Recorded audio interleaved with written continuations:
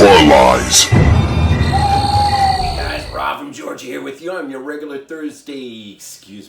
Wednesday, I don't know where my brain is.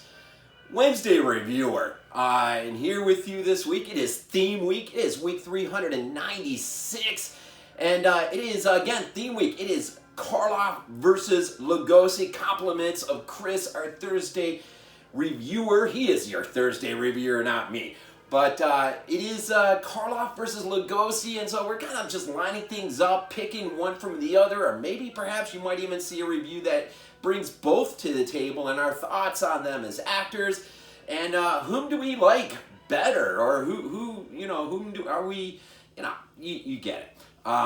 Look, you can see behind me, my life is in absolute chaos mode. We are preparing to move. And so just a lot going up on the attic. But let me try to deal with this here real quick here. Bride of Frankenstein. Of course, James Whale, his follow-up to his original Frankenstein in 1931. This comes in 1935. Of course, Boris Karloff reprises his role. And he really wasn't even sure if he wanted to or not.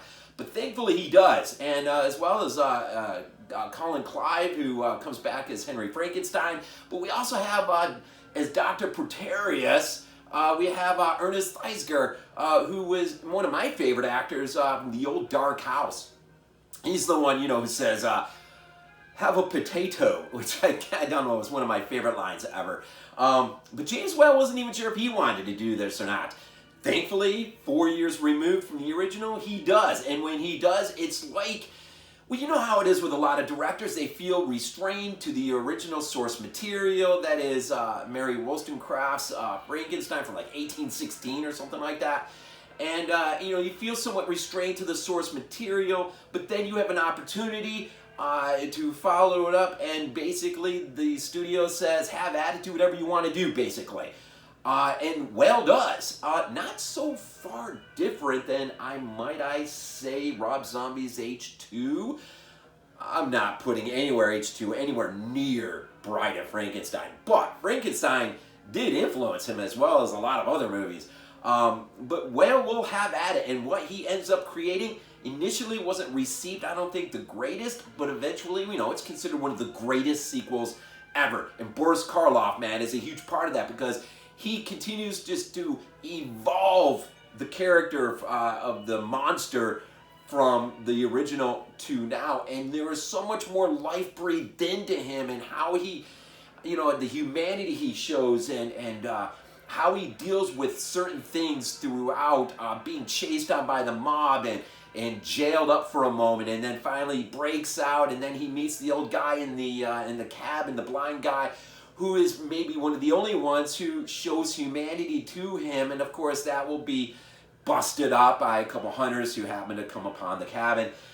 We know the story, right? We know the movie, right? I mean, it's funny, you start off in the beginning with the mob having just brought down the windmill, and of course the father of the little girl that was drowned in the original, he's just got to see the bones of Frankenstein. And so he goes up there, of course, and he falls through. Frankenstein is very much alive, deals with him, comes up. Of course, the wife, as she's trying to pull him up, she suddenly looks and he, of course, grabs her, throws her into her death. So, I mean, Frankenstein is balanced here in this movie between showing anger and just frustration and not being too worried about killing someone, apparently, to, though, being very bothered by it. It's the complexity and the nature of the creature and determining who he is and the scheme of all things being created by man, not God, by man.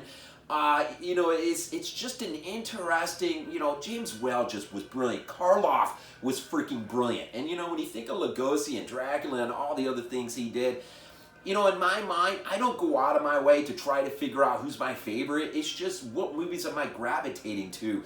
And The Old Dark House might be one of my all-time favorite Boris Karloff films of all time.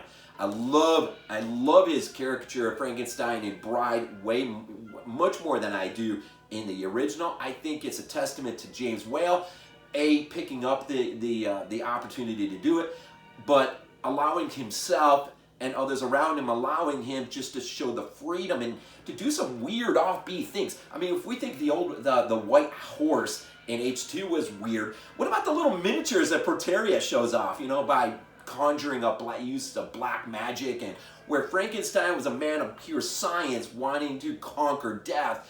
This guy's really just trying to take the, you know, cheat his way there. Almost not so different than, well, never mind. I would have gotten way off track.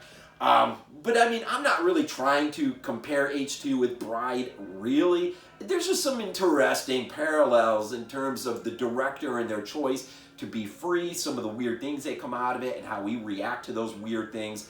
I guess what I would say is, I think we need to be a little bit more restrained in terms of just trashing Rob Zombie's H2 vision in light of other sequels in the past, ones that are considered, and I'm not saying H2 is going to be remembered 30 years from now as an all-time classic sequel, but it may be remembered in a much better light 30 years down the road than it is at the moment.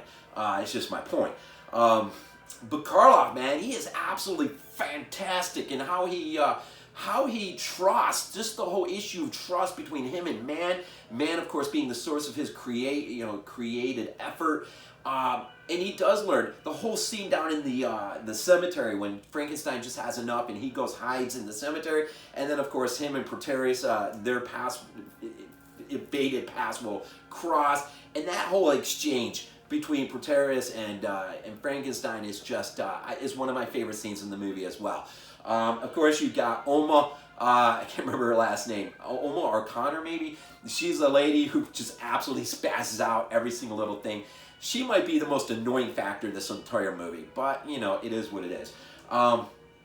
So if I had to put, and lest I forget, the very opening sequence of this film involving a Mary Wollstonecraft Shelley who sits there in in 1816 in a castle amidst a thunderstorm talking to Lord Byron and Pierre Shelley, about Frankenstein, which leads as sort of a preface or minor prologue, I guess, into a segue into the opening scenes of Bride of Frankenstein. It's really Mary Wollstonecraft just telling these two what her conception of the story continuing is, which I think is brilliant. It's absolutely brilliant as a movie. Karloff's got a long, rich history, of course, in cinema, one that ought to be appreciated, and Lugosi as well, even though I don't seem to go to him quite as much as Karloff. I just really enjoy Karloff. The two did work together, I want to say 8 times. I think Karloff and Lugosi worked together. 8 freaking times, which is amazing when you consider it. James Wellman, his name needs to be highlighted here, as well as Karloff, as well as the other actors who came back to reprise roles to continue this vision off into new ground, unsettled ground. But if we look at sequels today, I think we can look at Bride and we can see where people sort of, and let's not forget, of course, Elsa Lanchester not only plays Mary Wollstonecraft, but of course, the monster at the end, the Bride of Frankenstein, right? It's just a freaking amazing part that she played, even just in the little bit we see her at the end as the bride. Just her facial reactions, her body gestures, how she, it's downright freaking amazing. A great Universal release, of course, back in the heyday when Universal was doing great things, and they still do good things. But it would have been nice. It would have been nice if Universal would have latched onto Rob's vision early on and not sort of kicked him off the studio a lot and allow Rob to do his own journey elsewhere. But there are rumors he may be coming home to Universal for the Munsters adaptation to the big screen. We'll have to see. So that could be Rob's big coming home party to Universal, which I know is what he really wanted in the beginning anyways. So not knowing where my time is, it is a great week. I just think all the guys are part of BodyBags and the reviews they drop day in and day out. It may not seem like a lot, but a lot of effort does go in. And just the continuity of just going week to week to week to week, trying to keep up on theme weeks and label weeks, and now our years from film and just everything. I applaud all those here, those that surround me at BodyBags. I appreciate these guys so freaking much. And as well as all of you who take the time to watch, comment, like, and all that wonderful stuff. We thank you here at BodyBags. Almost 400 weeks in, and it's like the old horror films we love so much, man. As bad as they may be from time to time, it just, BodyBags refuses to die. It refuses to die, and that is something that we can all hang our hats on. So, in Theme Week, Karloff versus Lugosi. Enjoy it, and as always, we leave these things off with Go Bills.